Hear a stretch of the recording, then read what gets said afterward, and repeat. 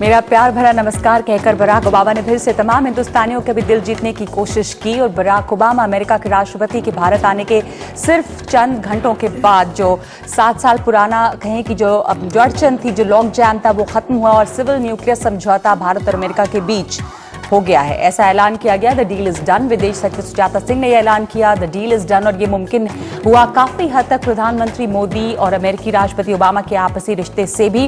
दोनों पहले हैदराबाद हाउस के लॉन पर टहलते नजर आए, जहां पर बातचीत होती रही और उसके बाद चाय पर चर्चा हुई। कई सालों के नेगोशिएशन के बाद ये डील हो पाई है। इस पर वैसे होमवर्क, इस पर बातचीत हफ्तों से चल रही थी और यहां तक कि जब ओबामा वाशिंगटन से रवाना हो रहे थे तब तक नेगोशिएटर्स इस पर बातचीत कर रहे थे और आखिरकार अब दोनों मुल्कों के लिए कम से कम एक ये जरूर जो हो रहा था, कोई बिग टिकट रिजल्ट्स नहीं होगा, वो ये एक रिजल्ट है कि डील जो है वो हो गई। अब इसकी टेक्निकलिटीज क्या हैं, अभी भी क्या क्या चीजें इसमें कमी हैं और कहां पर क्या कैसे आगे बढ़ेगी बात, वो धीरे धीरे खबर सामने आएगी। पर फिलहाल ये बात है कि ये डील हो गई है। मोदी जब साझा प्रेस कॉन्फ्रेंस के लिए आए थे तो कहा कि कागज पर कॉमा और फुल स्टॉप से ज्यादा जो दो नेताओं के रिश्ते होते हैं उससे फर्क पड़ता है। ओबामा के साथ मेरी पर्सनल केमिस्ट्री है और शायद यही काम की है। हमारे साथ इस वक्त एक पैनल मौजूद है जिसमें हम आपको मिलवा दें तमाम लोगों से। हमारे साथ फॉर्मर एम्बेसडर योगेंद्र कुमार हैं, फिलीपींस और तजाकिस्तान में भारत के पूर्व राजदूत रह चुके हैं, नामीबिया में हमारे हाई कमिश्नर रहे हैं।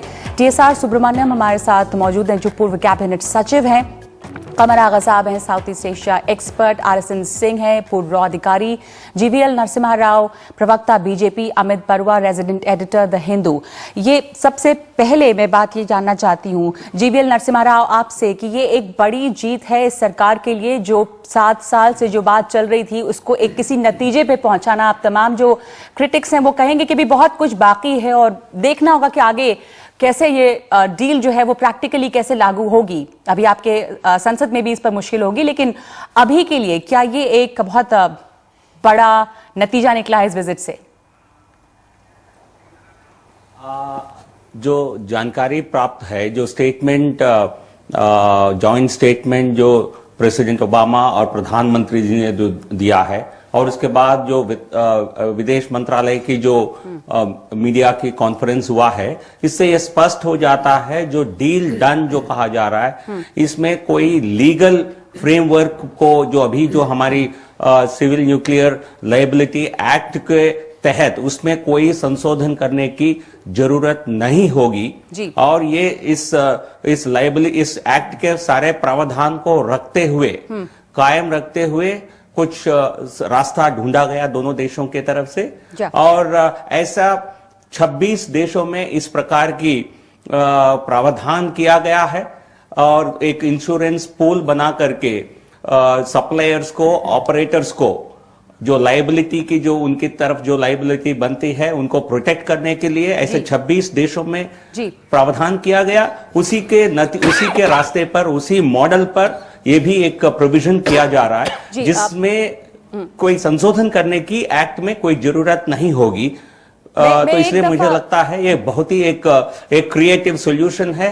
मैं समझता हूँ ये दोनों देशों के लिए कुछ कंसेशंस दिए गए हैं और शायद इसलिए बात आगे बीच का रास्ता जो है वो कुछ निकल पाया है। हम एक बार सुनवाना चाहते हैं विदेश सचिव सुजाता सिंह ने इस डील के बारे में क्या ऐलान किया है और अमनदीप सिंह जो ज्वाइंट सेक्रेटरी हैं उन्होंने इसके विस्तार थोड़ा सा दिया था।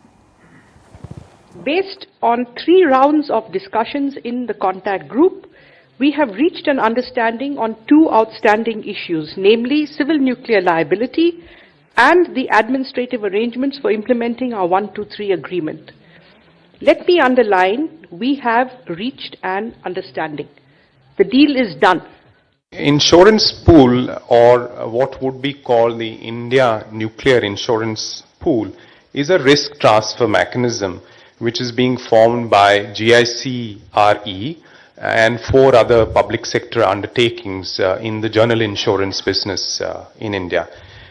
These companies would together contribute rupees 750 crores to the pool, and the balance capacity would be contributed by the government on a tapering basis.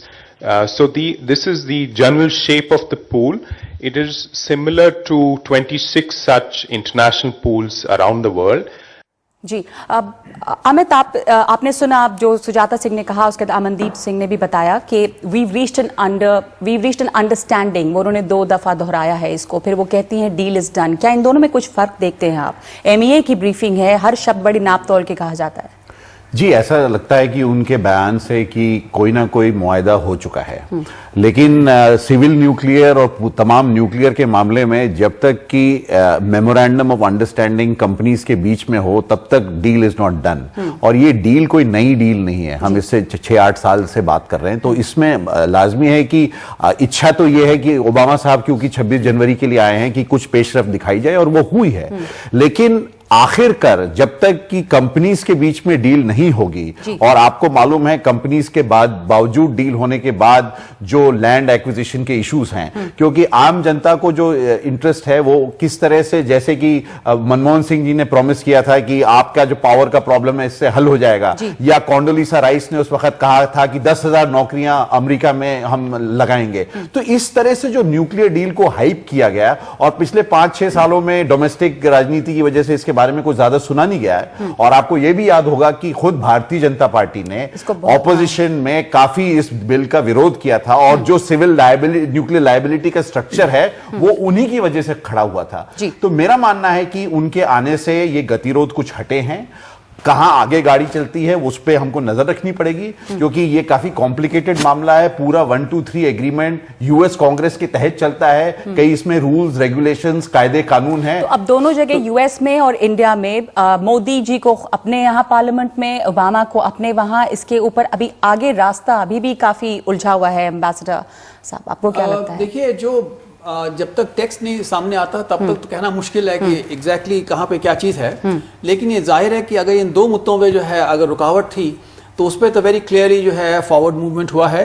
ये जरूर, जैसे आपने कहा कि 1-2-3 अग्रीमेंट में कांग्रेस को रिपोर्ट करना है, तो उसमें आई थिंक ये जॉइंट सेक्रेटरी ने कहा था कि एक, I think the attorney general has to, उनको एक लेटर बनाना है which has to be given to the Congress, जिसमें कि वो उसको सिचुएशन पूरा एक्सप्लेन करके for them, so that letter has gone. Administrative road map के बारे में भी सुजाता सिंह ने जिक्र किया, तो कोई ना कोई एक जरिया निकला है आगे बढ़ने का, वो तो साफ है। जो 2 इंपॉर्टेंट मुद्दे थे जिस पर हम दिन में भी चर्चा कर रहे थे, वो एक जो था फ्लैगिंग का या ट्रैकिंग द न्यूक्लियर मटेरियल, और दूसरा जो लायबिलिटी की बात थी। तो एक तरफ से भारत बहुत इंसिस्टेंट था, उनके बड़े स्ट्रिंजेंट क्लॉज थे, अमेरिका का जोर था कि वो ट्रैक करेंगे न्यूक्लियर मटेरियल को। तो कहा यह भी जा रहा था कमर आगा साहब की एग्जीक्यूटिव पावर्स ओबामा ने अपने इस्तेमाल किए, लास्ट मोमेंट में खबरें आ रही थी, और उन्होंने इसमें थोड़ी सी गुंजाइश निकाली, लगाए थे, जो शर्तें लगाई थी उनको विड्रॉ कर ली। तो एक तो ये अच्छी, लेकिन एक चीज है, सुजाता सिंह ने साफ साफ ये कहा कि डील इज डन। इसके मतलब अब जो बरुआ साहब कह रहे हैं कि कंपनीज के बीच में 1-2-3 एग्रीमेंट, एक अच्छी बात ये भी है कि ये पॉलिसी जो है, ये पूरा डील जो है, इसको बाई पार्टीजन सपोर्ट अमेरिका में है। रिपब्लिकन और डेमोक्रेट दोनों सपोर्ट करते हैं इसको। शुरू रिपब्लिकन ने किया था और इसको बढ़ाया आगे। अब तो यहाँ इंडिया में सपोर्ट जो है, अभी वो पार्लियामेंट में मुश्किल है प्रधानमंत्री मोदी के साथ सामने, इसलिए कि उसमें तो कोई संशोधन इन्हें करना ही नहीं है बिल में।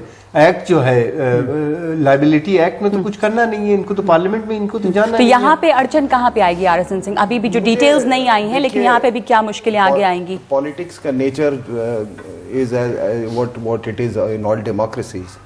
बट आप एक चीज देख लीजिए कि 2 मुद्दे थे, एक सॉवरेनिटी को लेके और दूसरी थी द कमर्शियल एस्पेक्ट्स। तो वो जो ट्रैकिंग वाला जो क्लॉज है वो निकल गया, तो that sovereignty aspect has been taken care of.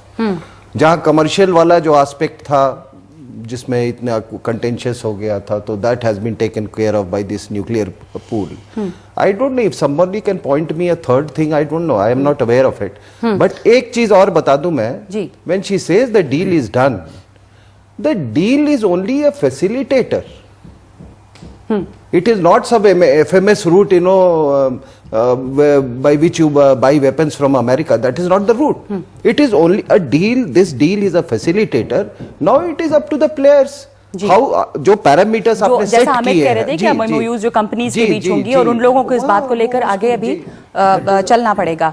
जी, आप कुछ कहना चाह रहे थे इसमें? नहीं, मुझे बस ये कहना था उसमें कि जो उन्होंने जो प्रेसिडेंट ओबामा ने जो उसमें जो फ्लेक्सिबिलिटी दिखाई है कि बजाय बायलैटरल उसको ट्रैकिंग करेंगे इक्विपमेंट की, वो जो है IAEA सेफगार्ड्स के अंदर होगा, तो हाँ, तो वो जो है वो आई थिंक जो लगता है मुझे कि उसमें अपना एग्जीक्यूटिव उनकी जो अथॉरिटी है उसको उन्हें एक्सरसाइज किया होगा, क्योंकि बहुत जाहिर है कि क्योंकि ये सब जितने भी न्यूक्लियर रिएक्टर्स जो बनते हैं उसके लिए IAEA के अपने स्टैंडर्ड जो उनके प्रोसीजर्स हैं या प्रोटोकॉल्स हैं और उनका मैकेनिज्म है उसको फॉलो करने का, कि ये जो है जो ऑल दी जो उनके जो प्रोविजंस हैं जो भी मतलब हैं सेफ्टी के हैं या नॉन प्रोलिफरेशन की इशू जो भी कुछ हैं, वो सारे प्रोविजंस को अगर कंफर्म करते हैं तो ये जो है इस किस्म की मॉनिटरिंग जो है वो IAEA करता है। तो मेरे ख्याल से अगर हुआ होगा तो बस यही बात हुई होगी। लेकिन नगमा, मैं एक चीज इसमें कहना चाहूंगा कि ये जो न्यूक्लियर डील का जो सवाल है, ये बीन देयर डन दैट की सिचुएशन है कि ये हो चुका है। जो भारत के लिए जो मुख्य बात है कि जो न्यूक्लियर अपार्थाइड का जो रेजीम था वो समाप्त हो गया, और चाहे वो यूरेनियम इंपोर्ट्स की बात है, चाहे हमारे साइंटिस्ट और टेक्नोलॉजिस्ट को एक्सेस की बात है।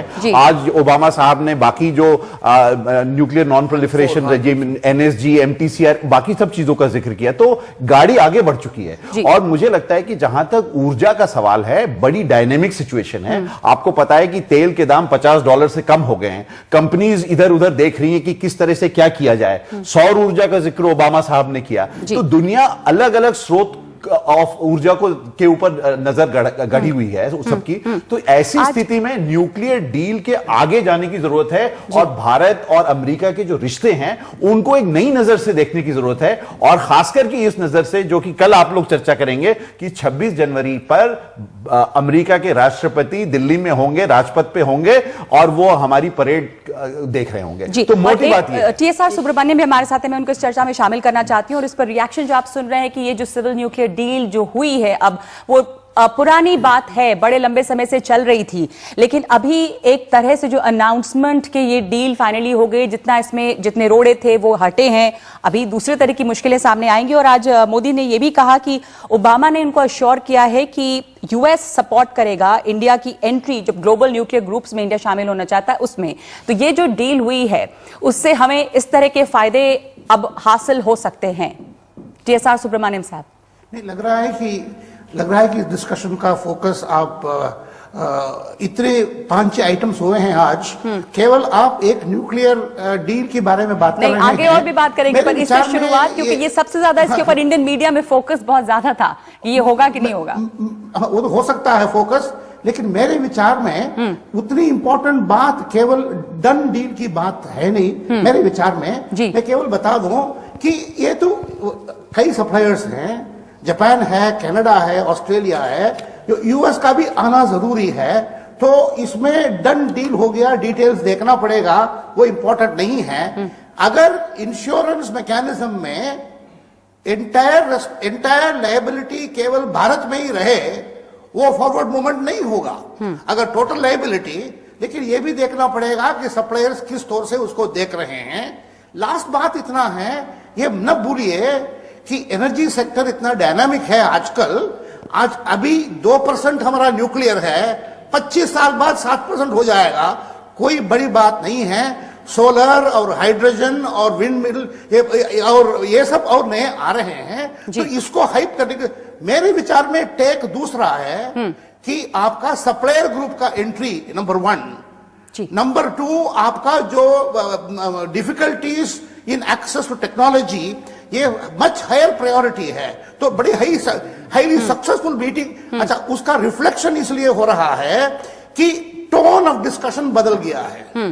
एडवर्सरीज जैसा बात न करके अभी फ्रेंड्स विद कॉमन इंटरेस्ट, उनकी भी जबरदस्त इंटरेस्ट इंडिया में है, इंडिया का जबरदस्त इंटरेस्ट अमेरिका में है। तो ये टोन आ रहा है। मेरे विचार में आप इसको एक डन डील को डिटेल्स देख लें, बाद में हम क्रिटिसाइज करेंगे, कमेंट करेंगे।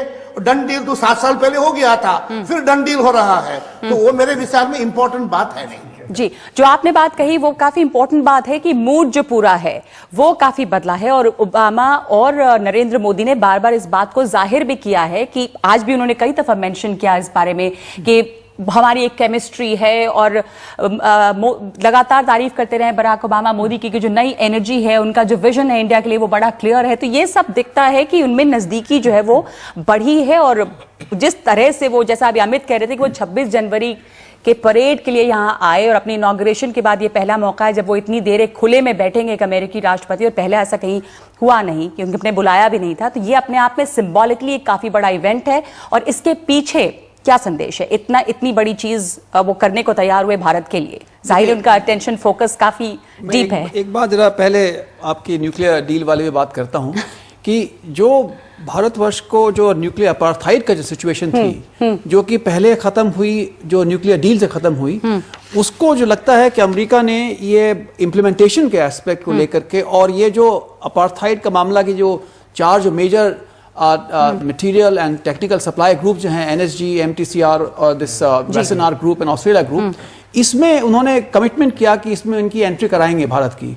तो इस प्रकार से जो ओरिजिनल स्ट्रेटेजिक सिग्निफिकेंस थी सिविल न्यूक्लियर डील की, वो इस स्टेप से पूरी होगी। तो ये इसकी महत्ता बहुत जबरदस्त है, और जरूर बात है कि ठीक है, न्यूक्लियर इससे कई चीजें जुड़ी हुई थी, जैसे ट्रांसफर ऑफ टेक्नोलॉजी की बात, वो तमाम चीजें जुड़ी हुई थी। हमको मिल नहीं रही थी, टेक्नोलॉजी नहीं मिल पा रही थी, हम किसी से डील नहीं कर पा रहे थे। फ्रांस भी कह रहा था कि अब इस डील के बाद हम फ्रांस से भी ले सकते हैं, जर्मनी से भी ले सकते हैं रिएक्टर या टेक्नोलॉजी की दूसरी चीजें। जी, और ये जो हम 26 जनवरी की बात कर रहे हैं अमित, की सिंबॉलिकल इंपॉर्टेंस इसका कितना ज्यादा है, और ऑप्टिक्स हो भले ही, लेकिन वो ऑप्टिक्स इतना बड़ा है कि वो बाकी चीजों पर हावी है। और ये सिर्फ यहीं की मीडिया में नहीं, वो वेस्टर्न प्रेस में, वो अमेरिकन मीडिया में भी इस तरह की चर्चा है कि ओबामा कितनी तरजीह दे रहे हैं यहाँ के गणतंत्र दिवस के मौके पर आके हिंदुस्तान के साथ रिश्ते को।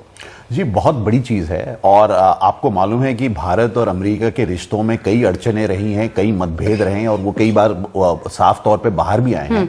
तो मुझे लगता है कि जिस तरह से निमंत्रण दिया गया और निमंत्रण स्वीकार किया गया, और जिस तरह से ओबामा साहब आए बड़े कम वक्त में स्वीकार कर लिया गया, बहुत कम टाइम था। तो इसका यही मतलब है कि हमारे दोनों देशों में जो मतभेद थे और जो डिफरेंसेस थे वो कम हो चुके हैं, और एक नए चैप्टर की ओर हम लोग बढ़ रहे हैं। लेकिन इसमें अड़चने अभी भी रहेंगी, और अमेरिका के साथ जो ज्यादा दोस्ती करता है उसकी दिक्कतें भी होती हैं। जैसे कि हमारा जो नेबर है पाकिस्तान, भले ही जानता है कि 50-60 साल से जिन्होंने दोस्ती की है उसका क्या मतलब है, लेकिन भारत का जो नेशनल इंटरेस्ट है उसको मद्देनजर रखते हुए, उसको अपने सामने रखते हुए, हम लोग अमेरिका के साथ किस तरह से तालमेल कर सकते हैं अपने फायदे के लिए, यह सबसे बड़ी बात है। अब चाहे अफगानिस्तान का मामला हो, पाकिस्तान का मामला हो, अन्य चीजों का मामला है। और जैसे कि मेरे साथी लोग कह रहे थे कि सबसे बड़ी चीज है कि एक बाईपार्टिजन कंसेंसस अमेरिका में भी है कि भारत के साथ रिश्ते अच्छे होने चाहिए, और मुझे लगता है वो हिंदुस्तान में भी है। जो हमारी ऑपोजिशन अभी ज्यादा है नहीं लोकसभा में, लेकिन कांग्रेस पार्टी को इन चीजों को पर विरोध करना बहुत ही मुश्किल काम है। भारत के साथ जो रिश्ते पर ये फोकस है, इसमें मैं आरएसएन सिंह आपको शामिल करना चाहती हूँ, चाइना के मद्देनजर भी, क्योंकि मैं पढ़ रही थी अब कई अमेरिकी प्रेस में तरह तरह की बातें आ रही हैं। उनमें से एक जॉन हंसमन ने लिखा कि जो भी बात यहां पर होगी, जो भी वो डिसाइड करेंगे, जो भी वो डिस्कस करेंगे, China will be implied. I mean चीन का जो है वो इसमें एक इंपॉर्टेंट रोल है, और शायद चीन की वजह से भी फोकस इतने ज्यादा भारत पर है अमेरिका का। अनफॉर्चुनेटली पूरा जो हमारे यहाँ जो डिस्कशन का फोकस हो रहा है वो है America needs us economy, yes it needs us economically. एक सबसे बड़ा चीज है कि जियोपॉलिटिकल जो सिचुएशन होता है वो कभी मतलब परमानेंट नहीं होता है। अभी देखिए कितना बड़ा फ्लक्स हो रहा है, वो अफगानिस्तान से जा रहा है। आज अफगानिस्तान का भी जिक्र है उनके जॉइंट स्टेटमेंट में। हाँ। और आप जब पिवट ऑफ एशिया, या आप जब कहते हैं स्ट्रेटेजिक पार्टनरशिप, तो अगर स्ट्रेटेजिक पार्टनरशिप से कुछ क्लियर ये इमर्ज करना चाहिए कि एशिया में जो आप ऑर्डर चाहते हैं, द एशियन ऑर्डर, वहां अमेरिका का रोल क्या होगा और हमारा रोल क्या होगा। वो एक सुपर पावर के वेंटेज से देख रहे हैं, हम एक रीजनल प्रिज्म से उसको देख रहे हैं। There has to be a convergence, और कहीं पे ये कन्वर्जेंस हो रहा है। इसीलिए आपने देखा कि ये इतनी जल्दी और इतना सब कुछ, ये बॉनहोमी जो है वो उसका नतीजा है। तो इस जियोपॉलिटिकल फ्लक्स का को नजरअंदाज न किया जाए, और that was very clear. Modi went to Japan, Modi went to Australia. एक आर्किटेक्चर इमर्ज कर रहा है जिसका हम हिस्सा है। जी अब मेरे साथ मैं आपको तस्वीरें दिखा रही हूँ इस वक्त राष्ट्रपति भवन की, जो अपने स्क्रीन पर देख सकते हैं, जहां पर इस वक्त राष्ट्रपति की दावत है, जहां बराक ओबामा और मिशेल ओबामा पहुंचे हैं और तमाम खास मेहमान हैं वहां पर। जल्दी से अगर हिमांशु शेखर हमारे साथ, हमारे संवाददाता हैं, मैं उनके पास जाना चाहूंगी, अगर हमें बता सकें कि काफी चर्चा हुई है सुबह से कई दफा इस बारे में कि इस पे जो लिस्ट, जो मेन्यू है, उसमें क्या क्या चीजें शामिल हैं, कौन से खास मेहमान आए हैं। कुछ लोगों ने आने से मना भी कर दिया था व्यस्तता की वजह से। हिमांशु, नगमा देखिए, अब तक का सबसे बड़ा रात्रि भोज है ये। 250 से के करीब विशेष अतिथियों को यहाँ आमंत्रित किया गया है और इससे आप अंदाजा लगा सकते हैं कि जब एक औसतन 80 से 100 लोगों को आमंत्रित किया जाता है किसी स्टेट बैंक्वेट में, अगर अमेरिकी राष्ट्रपति बराक ओबामा के लिए 250 विशेष अतिथियों को आमंत्रित किया गया है, तो इस प्रोग्राम रात्रि भोज का स्केल कितना बड़ा है और कितने बड़े स्तर पर इसकी तैयारियां यहाँ पर की गई हैं। मल्टी कोर्स मेनू तैयार किया गया है, इसकी भी लिस्ट मेरे पास है, वो भी जानकारी मैं आपके साथ शेयर करूंगा। लेकिन महत्वपूर्ण यह है कि इस कार्यक्रम में भारत सरकार के बड़े मंत्री, वरिष्ठ अधिकारियों के साथ साथ समाज के अलग अलग वर्ग के गणमान्य लोग यहां पर हैं। तीनों सर्विसेज के चीफ होंगे, chief justice of India, chief election commissioner, हर व्यक्ति, अधिकारी, मंत्री जो महत्वपूर्ण है हिंदुस्तान में, जो एलिट्स हैं भारत के, उनके लिए उनको यहां पर आमंत्रित किया गया है। और ये पहला मौका होगा कि बराक ओबामा ने आज सुबह से सरकारी अधिकारियों के साथ, प्रधानमंत्री के साथ, राष्ट्रपति के साथ मुलाकातें की हैं, ऑफिशियल डायलॉग किया है, लेकिन एक इनफॉर्मल सेटिंग में खाने के मेज पर अब जो समाज के अलग अलग वर्ग के लोगों को यहाँ आमंत्रित किया गया है, एक इनफॉर्मल इन्वायरमेंट में एक मैं कहूंगा एक तरीके की पब्लिक डिप्लोमेसी करने का मौका बराक ओबामा को मिलेगा, क्योंकि ये मंच जो है ये बहुत बड़ा मंच है। और इंडियन एलिट्स को भी हम देखते रहे हैं कि पिछली बार भी जब भी अमेरिकी राष्ट्रपति यहाँ आए हैं तो उनमें होड़ लगी है तस्वीर खिंचवाने की अमेरिकी राष्ट्रपतियों के साथ। इसलिए इस बार भी मुझे लगता है कि बहुत उत्सुकता है इंडियन एलिट्स में कि वो बराक ओबामा से उन्हें भी मिलने का मौका मिले, उनसे बातचीत करने का मौका मिले। बराक ओबामा के लिए भारतीय समाज के जो नॉन पॉलिटिकल लोग हैं विशेष तौर पर, उनके साथ एक इनफॉर्मल सेटिंग में बातचीत करने का एक बढ़िया मौका बराक ओबामा को मिलेगा। और जो मेनू है बहुत लंबी लिस्ट है, बिजनेस के उद्योग जगत के बड़े लोग होंगे, इसमें कई फिल्म स्टार्स के आने का था, कॉर्पोरेट सेक्टर हो, एंटरटेनमेंट हो, तमाम लोग इसमें मौजूद हैं। हिमांशु जी, निश्चित तौर पर, लेकिन कुछ लोग नहीं भी आए हैं। मुझे यह बताया गया है कि अमिताभ बच्चन, शर्मिला टैगोर, आमिर खान और सचिन तेंदुलकर, इन 4 जिनको आमंत्रित किया गया था, उन्होंने खेद जताया है कि वो निजी वजहों से इसमें भाग नहीं ले पाएंगे। हालांकि अभी औपचारिक तौर पर इस पर कुछ नहीं कहा जा रहा, हमें सिर्फ ये बताया गया है कि इन 4 को आमंत्रण भेजा गया था, पर 4 ने लिखित तौर पर यह सूचना दी है राष्ट्रपति भवन को कि वो निजी वजहों से इस कार्यक्रम में भाग नहीं ले पाएंगे। लेकिन उद्योग जगत का आपने जिक्र किया, भारत के जो बड़े उद्योगपति हैं, रतन टाटा, साइरस मिस्त्री, अनिल अंबानी, मुकेश अंबानी और गौतम अदानी, ये 5-6 बड़े नाम भारत उद्योग जगत के, उनको यहां पर आमंत्रित किया गया है।